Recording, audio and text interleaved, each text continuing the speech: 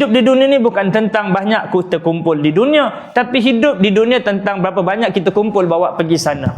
Di dunia orang pandang kita sebelah mata, tapi kalau kita mempunyai bekal yang cukup, maka kita manusia beruntung di sana. Tapi di dunia orang muliakan kita, tapi oleh kerana kita tidak ada bekal yang cukup, kita merana di sana. Setuju?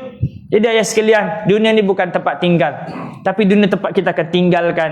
Maka sekadar-kadar sajalah kita kencapi dunia. Lepas tu dunia ni jangan kita mumetkan sangat, kerana dunia tidak ada nilai. Dunia tidak ada bernilai.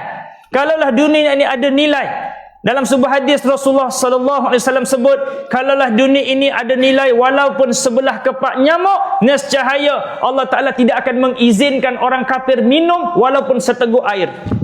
Betul tuan-tuan, kita tengok orang kafir senang. Kita tengok kawan-kawan kita, ya Allah, dia tak sembahyang, main nombor ekor menang. Kita sembahyang, main nombor ekor kalah.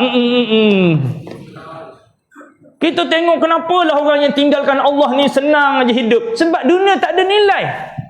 Tuan-tuan, tidak ada satu pun dunia itu bernilai.